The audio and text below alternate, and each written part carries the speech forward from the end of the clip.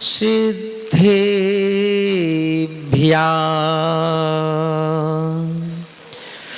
गणाचार्य गुरुदेव Shri Barack सागर जी महाराज की। आज कृष्ण जन्म अष्टमी है और अपन देखेंगे कि हमारा ये भारतीय वसुंधरा 63 सलाखा पुरुषों की धरती है। इस धरती पर अपन देखेंगे 24 तीर्थंकर भगवानों का भी जन्म इस धरती पर हुआ है। तो अपन देखेंगे कि 9 नारायण, क्योंकि श्री कृष्ण भी एक नारायण थे, नारायण का पद उनके पास था, तो 9 नारायण भी इस भारत भूमि पर हुए। तो 9 बलभद्र, जो बलभद्र हैं, जैसे कृष्ण के साथ बलदेव भाई थे और रामचंद्र जी जो थे वो बलभद्र थे, वहाँ पर लक्ष्मण जी नारायण थे। तो अपन देखें 9 नारायण, 9 बलभद्र, 9 प्रति नारायण। वहाँ जरासंध, इनके साथ जरासंध था और रामायण में रावण थे। तो ये 9 नारायण, 9 नारद, 12 चक्रवर्ती, कामदेव, इस प्रकार से 63 सलाखा पुरुषों का ये हर उत्सर्पणी और हर अवसर्पणी काल में ये 63 सलाखा पुरुष होते हैं। और उन्हीं 63 सलाखा पुरुषों में अगर अपन देखें कि इन 63 सलाखा पुरुषों के नाम से हम लोग भले बढ़ जाएं। यदि अपन आज देखें कृष्ण अष्टमी होने से अब एक तबका खुश हो गया। आज कृष्ण जी की अष्टमी है, सावलिया की अष्टमी है। आज अपन देखें वो श्यामला, श्याम, उसकी अष्टमी है। तो वो सोच रहे हैं कि खाली मुसलमान थोड़ी ना खुश होंगे, मुसलमान थोड़ी ना खुश होंगे, क्योंकि उनको तो जानते नहीं श्याम म्याम को, है ना। जैन थोड़ी ना खुश होंगे, जैन तो महावीर को मानते हैं, पर बताओ ये ऐसा है ही नहीं है।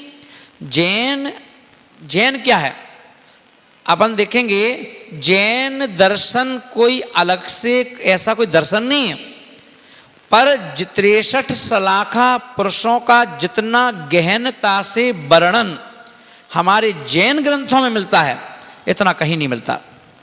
क्योंकि कृष्ण का, राम का, लक्ष्मण का, हनुमान का, है ना, जो वर्णन है, श्री कृष्ण का, है ना, 5 पांडवों का जो वर्णन है, अगर मान लो अपन देखें हिंदू के हिसाब से महाभारत देखें या रामायण देखें, तो अभी अपन देखें लॉकडाउन में महाभारत चल रही थी, रामायण चल रही थी, सबने देखा। बस महाभारत कहाँ तक चली, 5 पांडवों ने युद्ध जब हुआ कौरवों का, सब लोग यहाँ इस पक्ष के सब वीर गति को चले गए, कोई बचे ही नहीं यहाँ पर धृतराष्ट्र को छोड़ करके। और यहाँ पर देखा तो 5 पांडव बचे, सब चले गए यहाँ पर भी, है ना। और बस जैसे ही ऐसा हुआ, दुर्योधन का मरण होते ही महाभारत दी एंड हो गई, है ना। वहाँ रामायण में, है ना, सीता वापस आ गई, लवकुश वापस आ गए, रामायण खत्म हो गई। अब हिंदुओं से मैंने जब अपन देखें जो आरएसएस के प्रमुख हैं मोहन भागवत जी, मैंने उनसे जब बात की तो मैंने उनसे कहा, मोहन जी ये बताओ, महाभारत के बाद आपने जहाँ एंड कर दिया महाभारत का, इसके बाद वो 5 पांडव गए कहाँ, उनका क्या हुआ, उनके आगे का चरित्र कहाँ है। बोले हाँ। मैंने कहा अब यहाँ से जैन महाभारत चालू हो जाएगी, क्योंकि अभी तक तो युद्ध चल रहा था, राजकुमार थे, राजा थे, तो थे, स्वीकार है जैन दर्शन में भी, पर उनको हमने पूज नहीं माना। राजा को तो ना पूज मानते हैं, पर जिन राजा ने सारा वैभव, राज पाट, रानी महारानी सबको छोड़ करके और मेरे रूप को यानी दिगंबर दिगंबर जैनेश्वरी दीक्षा ले ली, वहां से जैन दर्शन में शामिल हो गए। और जैन दर्शन ने आपने बचपन से लेकर के वहां तक तो बता दिया, उसके आगे का नहीं बताया। और जैन दर्शन ने जहां आपने छोड़ा, वहां से जैन दर्शन ने उनको लेकर के अंत तक का बता दिया कि उनका मरण कैसे हुआ। ये सारा वर्णन जैन ग्रंथों में है। बोले अच्छा, मैंने कहा हाँ। तो ऐसे ही अपन देखेंगे, आज अपन इस और विषय को फिर बाद में लेंगे, पर आज अपन लेंगे कृष्ण अष्टमी को। यानी कि आज श्यामला यानी श्याम, जैसे लोग श्याम कहते हैं, खूब भजन गाए जाते हैं उनके, श्याम के, है ना, कृष्ण के, उनकी लीलाएं दिखाई जाती हैं, है ना। आज उनका बर्थडे है, आज उनका क्या है, बर्थडे है, आज उनका जन्मदिन है ना। पर अपन देखें कि उन्होंने कितनी सुंदर बात पूरे जग को बताई कि व्यक्ति का जन्म जो होता है वो काम से होता है। काम यानी वासना, कि व्यक्ति का जन्म होता है काम से, पर जन्म भले ही काम से होता है, पर काम के लिए नहीं होता, काम के लिए नहीं होता है। व्यक्ति का जन्म जरूर गंदगी से होता है ना, काम से होता है, काम यानी वासना से होता है, मगर जन्म वासना के लिए नहीं होता। जन्म जो होता है काम से जन्म होता है, काम के लिए नहीं, अपितु आत्मा राम के लिए होता है, कि काम से जन्म लो और आत्मा का कल्याण करके भगवान बन जाओ, है ना। तो अपन देखेंगे श्री कृष्ण को हमने अभी देखा है नारायण के रूप में, पर किसी भी हिंदू भाई को ये नहीं मालूम होगा कि वह श्री कृष्ण अभी नारायण थे। आने वाले समय में अब वो जैनों के तीर्थंकर बनेंगे, और अभी भी जैन ही थे। यदुवंशी के रूप में उनका गोत्र था यदुवंशी, है ना, यदुवंशी वंश के थे। और अपन देखें 24 तीर्थंकर जो जैनों के होते हैं।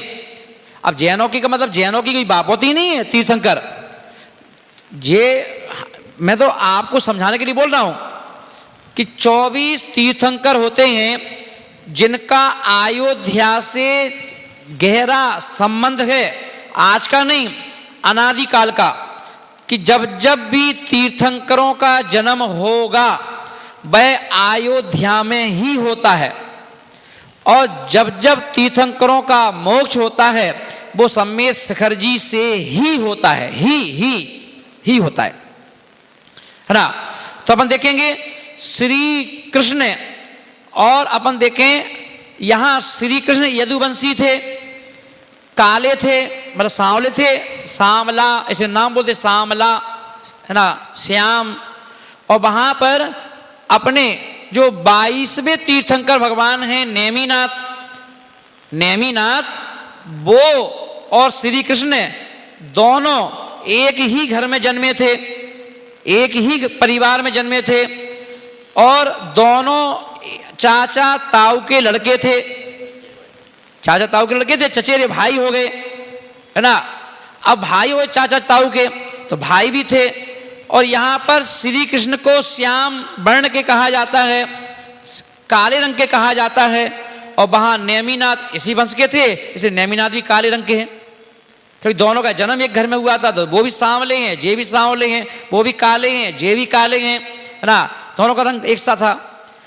पर अंतर इतना है कि वो तीर्थंकर बन गए, मोक्ष चले गए, और ये अब तीर्थंकर बनेंगे। पर अपन देखें श्री कृष्ण ज्ञानी भी थे। नारायण जो महापद, जो 63 पद हैं, टोटल कितने पद हैं? 63 जिन्हें जैन दर्शन में 63 सलाका पुरुष कहा जाता है। तो उन 63 सलाका पुरुषों में श्री कृष्ण भी हैं, उसी में नेमिनाथ भी हैं। तो नेमिनाथ चले गए, अब वही नारायण आगे चल करके अब और ऊंचे पद पर जाएंगे, पदोन्नति होगी और तीर्थंकर बनेंगे। और अपन देखें क्यों बनेंगे तीर्थंकर, क्योंकि अपन देखें जो श्री कृष्ण हैं उनका जन्म कारागृह में हुआ। कहां पे हुआ था?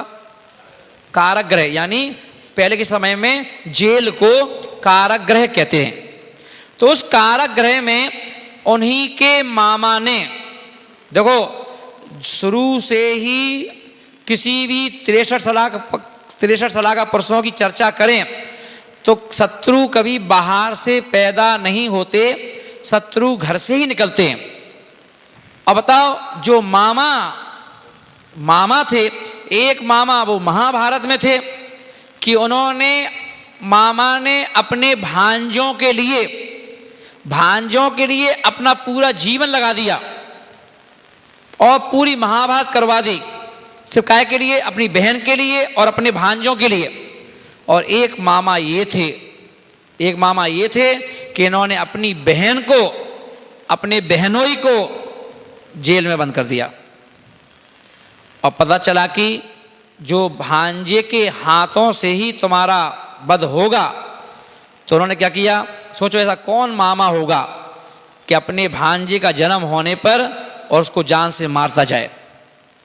पर ऐसे मामा हुए कंस मामा, और कंस मामा ने क्या किया, अपने पहला भांजा हुआ उसको मार दिया, दूसरा भांजा हुआ उसको मार दिया, ऐसे करके 6 पुत्रों को मार दिया। और 7 बाप अब सब डर गए, ये तो मारते जा रहा है। तब जाकर के जब 7वां पुत्र जिसका नाम ही श्री कृष्ण था, और जब इनका जन्म हुआ तो उस भय के कारण से कहीं उसको पता चल गया उसको कोई मार देंगे, तो वह रातों रात जन्म होते ही उसे तुरंत के तुरंत वहां से ट्रांसफर कर दिया गया, ना दूर स्थान पे भेज दिया गया कि जाओ वहां पर इनका पालन पोषण हो, हमसे दूर ले जाओ कि यहाँ तो खतरा है। 6 को मार दिया, इसके 7 को ना मार दे, है ना। तो श्री कृष्ण को चुपचाप, बताओ, एक नारायण का जन्म, एक महापुरुष का जन्म, जिसके पूरे नगरों में, पूरे भारत में नहीं वर्ल्ड में उनकी मूर्तियां लगी हुई हैं, मुरली लेकर के कहते मुरली वाला। और उस मुरली वाला का जब जन्म हुआ तो एक व्यक्ति ऐसा नहीं था कि उसके जन्म पर कोई थाली बजा दी हो, खुशियां मना दी हो, उत्सव मनाया हो, महोत्सव मनाया हो, कोई नहीं। क्योंकि वहां तो थाली भी कौन बजाता, कोई था ही नहीं, है ना, कारागृह में। और वहां से ऐसा जन्म हुआ। पर उन्होंने कहा ना, काम से पैदा होना पर काम के लिए पैदा मत होना, अपितु अपनी आत्मा राम के लिए पैदा होना। श्री कृष्ण ने कारागृह में जन्म तो लिया, पर उन्होंने अपना सारा जीवन परतंत्रता में नहीं जिया, स्वतंत्र होकर जिया और सभी को स्वतंत्र रहने की आज्ञा दी, सबको ज्ञान दिया, स्वतंत्र रहना है, स्वतंत्र रहो, है ना। और अपन देखें, पांडवों को भी कौरवों के चंगुल से स्वतंत्र करवा दिया, उनको भी राज दिला दिया, लो आप आराम से राज करो, है ना। अब कोई झगड़ा नहीं, कोई लड़ाई नहीं, कोई अधर्म नहीं, आपसे धर्म ही धर्म रहेगा। विशेष भूमिका रही उनकी, श्री कृष्ण की, है ना। और श्री कृष्ण ने दुनिया को, देखो अपन देखने के नजरिया है हर किसी का, कोई देख रहा है कि ये गोपियों के साथ रहते हैं, कोई कह रहा है ये गायों के साथ रहते हैं, कोई कह रहा है ये तो मुरली बजाने में लगे रहते हैं। पर अपन देखें उनकी विशेषताएं बहुत सारी हैं कि श्री कृष्ण ने अपने जीवन में ना काका खोया था। पैदा हुए तो माँ को छोड़ना पड़ा तुरंत, है ना, माँ को तुरंत छोड़ना पड़ा, जन्म होते ही पिता को छोड़ना पड़ा, उनको भेजा गया, जाओ जो नंद गोप हैं उनके पास भेज दो, वो पालेंगे इनको, उनको भी छोड़ना पड़ा। द्वारका नगरी बसाई, वो भी जल के राख हो गई, है ना। हर बलदेव छूट गए, सब लोग छूटते चले गए, सारे रिश्ते नाते छूटते चले गए, है ना। पर फिर भी इतना सब होने पर भी उनके चेहरे से मुस्कुराहट नहीं गई, क्यों जानते थे जो आया है वो जाएगा, कौन किसका साथ देता है, जहाँ जहाँ सहयोग होते हैं वहाँ वियोग होते हैं, है ना। इसलिए वो किसी से कोई गिला नहीं, शिकवा नहीं उनको। उन्होंने दुनिया को कहा मेरी तरह हमेशा मुस्कुराहट रखो, है ना, सबका स्वागत करते रहो, पर किसी को संग्रह मत करना, मेरी तरह संग्रह मत करना किसी को, स्वागत सबका करो, है ना, सम्मान सबका करो, पर है ना संग्रह किसी का मत करना, है ना, क्योंकि तुम भी भगवान बन जाओगे। और अपन देखें वह श्री कृष्ण ने जन्म लिया कारागृह में, पर उन्हें पूरा जीवन स्वतंत्रता के साथ जिया, है ना। और अपन देखें उस श्री कृष्ण की विशेषता कि उनका जीवन जीने की जो शैली थी वो तो थी अलग। काका, श्री कृष्ण की जीवन जीने की जो शैली थी वो अलग थी, वो एक पाठ था अलग, और दूसरा पाठ था ज्ञान का, तो उन्होंने उससे दे दिया गीता का सार। पर जो उनकी लीलाएं थी, गीता के सार में उनकी एक भी लीला की चर्चा नहीं की गई, चर्चा उसमें बिल्कुल नहीं गई। उसमें अलग से दे दिया ऐसे जीना चाहिए, क्या लाए थे जन्म के साथ, क्या साथ में ले जाओगे, किसके लिए इतना हुआ पो कर रहे हो, किसके लिए लड़ाई झगड़े कर रहे हो, किसके लिए क्या कर रहे हो। अगर गीता की कभी कभी पंक्तियां पढ़ लो तो लगता है कि जैसे कोई महाराज बोल रहे हो। आत्मा के बारे, आत्मा अजर है, अमर है, कितने सुंदर सुंदर शब्द बोले उन्होंने। क्यों? क्योंकि भाई जो उनका सगा भाई था वो कौन था? नेमिनाथ तीर्थंकर थे, उनके समोषण में जाके वो वाणी सुनते थे, है ना। तो यहां पर उन्होंने क्या किया कि जीने की कला सिखाई, और जाकर के अपने अधरों से मुस्कुराहट को कभी नहीं जाने दिया, कभी भी अपनी मुस्कुराहट को नहीं जाने दिया। और दूसरा ज्ञान बांटते रहे, तो उन्हें गीता के माध्यम से ज्ञान दे दिया और लीलाओं से सबको प्रभावित किया। और पर उन्होंने ये भी कह दिया जो मेरी लीलाएं हैं उन्हें तुम लोग अंगीकार मत करना, जो मैंने किया है वो तुम मत करना, जो मैंने कहा है वो तुम करना। तो मैंने क्या कहा है? गीता का सार, इसको पढ़ो, इसके अनुसार रहो, है ना। तो ये कह दिया। तो ये श्री कृष्ण का जीवन, जहां पर उनके अंदर बहुत सारी अच्छाइयां थी, बहुत सारी अच्छाइयां थी।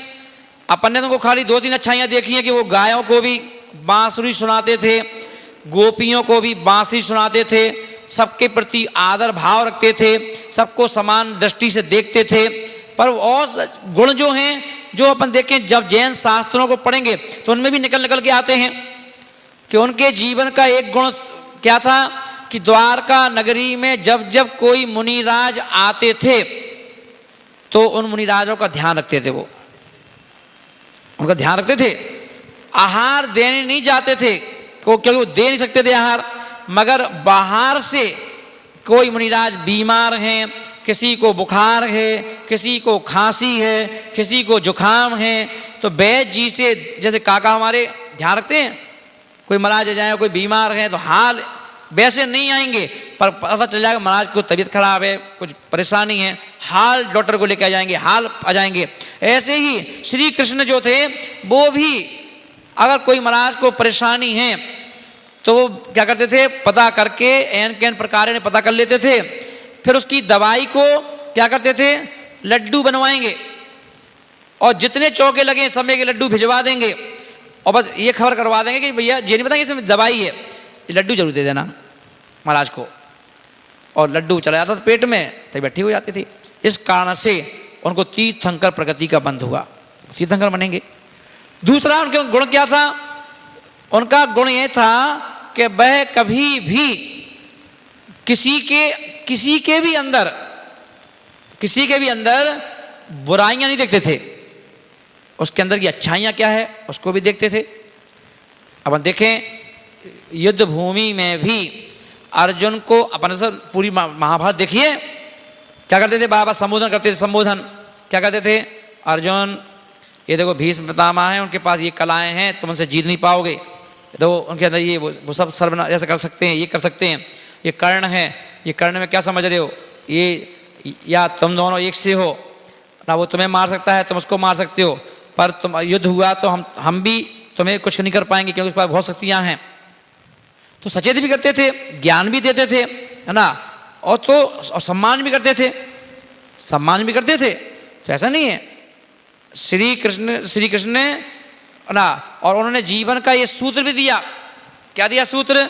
हम सबके लिए सूत्र दिया कि अपने जीवन में गुरु को, प्रभु को अपने जीवन का जो रथ है उसका हमेशा सारथी बना कर रखो। क्या बना कर रखो? सारथी। क्योंकि सारथी ही सच्चा साथी होता है। और पूरी महाभारत में अपन देखा श्री कृष्ण ने रथ चलाते रहे और युद्ध में जिताते रहे। तो ऐसे ही हम भी भगवान से कहे, हे भगवान हमारे जीवन रथ के सारथी बन जाओ।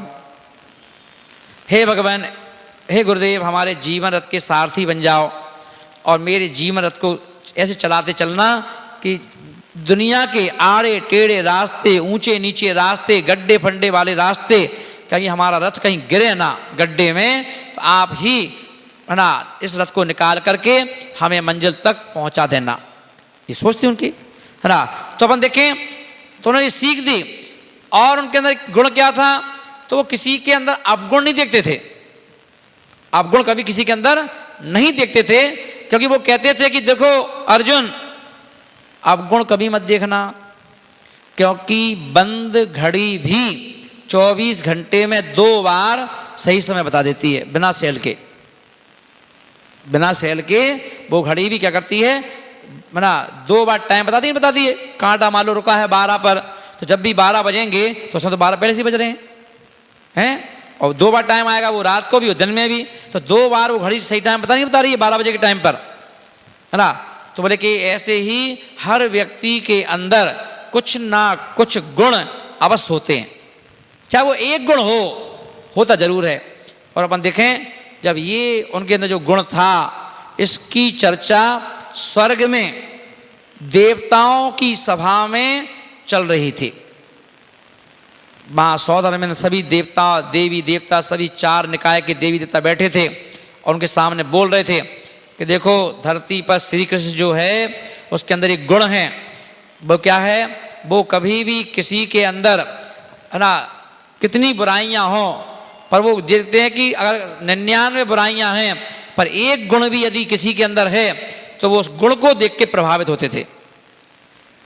तो ये गुण था। तो जो 2-3 देवता जो थे उन्हें सुना, देवता बोले कि ऐसा कैसे हो सकता है, हम परीक्षा लेंगे, हम परीक्षा लेंगे श्री कृष्ण की। बोल ले लो। अब एक देवता क्या हुआ, वहां से चल करके धरती पर आ गया। अब वो सुबह सुबह के टाइम प्लानिंग करते थे, श्री कृष्ण और अर्जुन रथ से चले जाते थे घूमने के लिए और वहां प्लानिंग करते थे, चर्चा कर लेते थे, है ना, जा रहे थे। तो उस देवता ने क्या किया, पता किया कि रथ लेकर यहाँ से निकलेंगे, तो उन्होंने क्या किया, वहीं पर एक कुत्ते का रूप बनाया। काय का रूप बनाया? कुत्ते का। और कुत्ता भी कैसा बनाया, जिसके चिथड़े अलग अलग, मांस के लोथड़े अलग अलग पड़े, जैसे कोई एक्सीडेंट हो जाता ना, एक्सीडेंट, ऐसी स्थिति को बना लिया, है ना, बिल्कुल बीभत्स, देखने में डरावना, ऐसा रूप बनाया। और बदबू छोड़ रहा है जानबूझ करके, है ना, इतनी बदबू छोड़ रहा है कि 1-1 किलोमीटर तक बदबू जा रही। अब वहां से श्री कृष्ण अपने मस्ती में रथ चला रहे थे, अर्जुन पीछे रथ में खड़े थे। अर्जुन ने कहा, तात रथ का मुख और कहीं मोड़ो। बोले क्यों? बोले तात यहाँ से मुझे ऐसा कुछ दिख रहा है कि कोई चीज़ मरी हुई पड़ी है और ये उसी की स्मेल आ रही है बहुत तेज। और अर्जुन ने क्या किया, तुरंत नाक बंद कर ली। पर श्री कृष्ण के अंदर एक गुण ये भी था कि उन्हें गिलानी नहीं होती थी। उन्होंने ना नाक बंद की, ना उन्होंने ये कहा कि स्मेल आ रही है। और वो उन्होंने रथ क्या जानबूझ के वो रथ चलाते रहे, उन्होंने मोड़ा नहीं। और जहाँ वो कुत्ता मरा पड़ा था वहीं जाके रथ खड़ा कर दिया और उतर गए रथ से। जब वो उतरे तो अर्जुन को भी उतरना पड़ा। और उन्होंने क्या किया, उस कुत्ते का अवलोकन किया घूम करके। और जब अवलोकन किया तो उस समय जो देव था वो तो देव था, कुत्ता तो था ही नहीं। तो उसने पूरा रूप चेंज कर लिया, कुत्ता बन गया अपने आप में। मगर उसने क्या किया, अपने जो दांत होते देवताओं के, वो दांत चेंज नहीं कर पाया जल्दबाजी में, दांत चमक रहे थे, है ना। तो अर्जुन बोला कि तात क्या कर रहे हो यहाँ, मैं खड़ा नहीं हो पा रहा हूँ यहाँ पर, चलो, है ना। श्री कृष्ण बोले, अरे अर्जुन ये देखो तुम, ये भले कुत्ता मर गया है, भले इसके चिथे उड़ गए हैं, पर इसके अंदर ये देखो स्मेल छोड़ रहा है, ये भी छोड़ो, पर ये देखो कि इसके दांत कितने सुंदर थे, जो दांत थे कितने चमक रहे, देखो मोती की तरह, बिल्कुल कितने सुंदर थे, है ना। उन्हें दांत देख लिए उसमें। और दांत दांत के लिए ही वो बोलते रहे, उन्हें एक भी बात और कुछ कहा ही नहीं। अर्जुन वहीं बैठ गए और उन्हें हाथ जोड़ा और क्षमा याचना की कि तात मुझे क्षमा करना, आपने हमारी आंख खोल दी। कि आप बताओ, आपने इस मरे हुए कुत्ते में भी क्या देख लिया? दांत देख लिए, एक अच्छाई देख ली।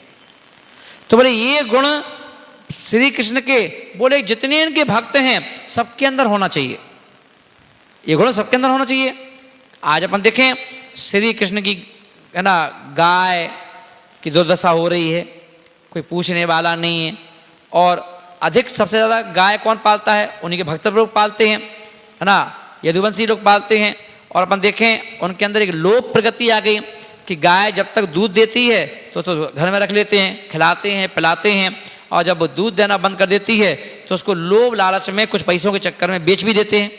और लोग क्या करते हैं, उसको बड़े बड़े ट्रकों में भर भर के कहाँ ले जाते हैं? बूचड़ खाने में, और वहाँ उनको सुहा कर दिया जाता है ना। तो आज कृष्ण अष्टमी है, श्री कृष्ण का जन्म है, बर्थडे है या श्री कृष्ण का, इसलिए हम लोगों को क्या करना चाहिए? तो हम लोगों को उन श्री कृष्ण की खाली भक्ति नहीं करना है, बस राधे राधे राधे तो करना है। बोलो राधे। राधे का मतलब क्या है? हम लोग मथुरा 84 से आ रहे थे, है ना, और मथुरा 84 जब बिहार करके आ रहे थे तो काका क्या हुआ, सब लोग निकल रहे थे तो वहाँ पे तो श्री कृष्ण का अड्डा है पूरा, उन्हीं के मंदिर ज़्यादा है, राधा कृष्ण के। तो उन्होंने कहा हाँ सबसे ज़्यादा मंदिर उन्हीं के हैं, सारे भक्त पूरे देश विदेश से वहाँ आते हैं लोग देखने के लिए, ऐसा सब सुंदर सुंदर मंदिर है ना। तो वहाँ पर क्या हुआ, जो मंदिर है तो वहाँ पे बहुत भीड़। अब जैसे उन्होंने जब रोड पे हम चलते चलते आ रहे थे तो लोग निकले तो समझ गए कि बाबा ये भी बाबा हैं। तो वो जोर से, जैसे अपन कहते हैं ना जय जनेन्द्र अपन बोलते हैं ना, तो वो लोग चिल्लाते थे राधे राधे। तो अब जैन लोग जो लड़के तो थे बिहार करवा रहे थे 8-10 लोग, तो वो बोले महाराज जी ये जैन नहीं है, ये लोग सब क्या है ना सनातन धर्म को मानने वाले हैं, तो इनको मालूम नहीं है कि ये दिगंबर मुनि को नमोस्तु कहा जाता है ना। तो इसलिए श्री कृष्ण के साथ यहाँ रहते हैं तो यहाँ राधे राधे चलता है। और राधे राधे का इतना चलन है, जो मंदिर के दर्शन करने जाता है तो वहाँ तो वो रखे हुए लिखे होते ना, तो उन्होंने क्या कर दिया, चंदन में ऐसे उसको डिप किया और चिपका देते हैं गालों पर, यहाँ उस पर क्या लिखा रहता है, राधे राधे। इतना चलन है, तो इसलिए कि ये राधे राधे आपसे बोल रहे हैं। तो मैंने कहा पगले वो तुमसे अच्छी बात बोल रहे हैं। अच्छी बात, हम लोग तो नमोस्तु बोलते हैं। मैंने कहा अरे तुम नमोस्तु बोलते हो, पर वो क्या मालूम क्या बोल रहे हैं, मालूम है क्या बोल रहे हैं कि हाँ वो राधे राधे बोल रहे हैं, राधे राधे नहीं बोल रहे हैं वो। और आपने तुमने ध्यान से सुना नहीं। इतने में एक व्यक्ति फिर निकला, राधे। मैंने देखो सुनो क्या कहा उसने, वो कह रहा है गुरुदेव राह दे। क्या बोल रहा है? रास्ता दे, रास्ता, है ना, कि हम भी भगवान बने, हम भी मोक्ष मार्ग पर जाएं, हम भी है ना अपने गुणों को बढ़ाते जाएं, अवगुणों को छोड़ते जाएं, श्री कृष्ण की तरह। जैसे उनको गुण पसंद थे, गुणी भी थे, गुण पसंद थे, इसलिए गुणवान की वो क्या करते थे, इज्जत करते थे, सम्मान करते थे। तो इसलिए वो कह रहे हैं बार बार सब लोग कि जब भी कोई गुरु मिलते हैं तो वो यही बोलते हैं राह दे, राह दे, राह मांग रहे कि गुरुदेव आप लोग ही तो राह देते हो ना। अपन महावीर स्वामी से कहते अपन महावीर स्वामी से, महावीर स्वामी नयन पथगामी भवतु में। तो वही तो ये बोल रहे हैं राधे कि हे भगवान राह दो, हम इसलिए तुम्हारे पास आए हैं, हमको भी राह दो कि हम भी किसी में अवगुण ना देखें, हम भी अवगुणों में से कोई ना कोई गुण को ढूंढ करके उसकी चर्चा करें, है ना। तब तो हमारा है ना जन्म अष्टमी मनाना सार्थक है। कि हम किसी की भी अष्टमी, वो जन्म अष्टमी मनाएं, चाहे राम की मनाएं, चाहे श्री कृष्ण की मनाएं, चाहे महावीर की मनाएं, चाहे आदिनाथ की मनाएं, चाहे हनुमान जी की मनाएं, जिसकी भी मना रहे हो, मनाना तब सार्थक है कि हम उनके गुणों को भी धारण करें, उनके गुणों को भी धारण करें। और गुणों को धारण करेंगे तो तब तो हम जैसे बन पाएंगे। तो जब एक श्री कृष्ण ने ना इन गुणों को धारण करके तीर्थंकर बन सकते हैं, तो क्या हम लोग भी उनसे शिक्षा लेकर के क्या हम लोग नहीं बन सकते? बन सकते हैं, पर क्या करना है? हल्का सा प्रयास करना है, अपने मन को, वचनों को और काय को बस में करना है। महाभारत में कितनी बार श्री कृष्ण का अपमान किया, लोगों ने क्या क्या बोल दिया, पर देखते थे अपन मुस्कुराते रहते थे, है ना। उन्हें कभी गुस्सा नहीं आया कि तुमने ऐसा क्यों कहा, तुमने ऐसा क्यों कहा। लास्ट में भी गंधारी ने भी वो दे दिया उनके लिए, कितना बड़ा क्या दे दिया? श्राप। क्या बोल दिया? जैसे श्री कृष्ण, जैसे तुमने मेरा पूरा कुटुंब मरवा दिया, मेरे बच्चे मरवा दिए, ऐसे ही तुम्हारा भी पूरा यदुवंशी समाप्त हो जाए, यदुवंशी तुम्हारा पूरा समाप्त हो जाएगा। इतनी बड़ा श्राप, सारा यदुवंशी समाप्त करने की वो दे दी उन्होंने, है ना। तब भी श्री कृष्ण क्या हुआ? लोग बोले क्या कह रही हूँ माँ, क्या कह रहे हो? पर उन्होंने क्या कहा श्री कृष्ण ने? नहीं नहीं ठीक है, बदलाव जरूरी है ना।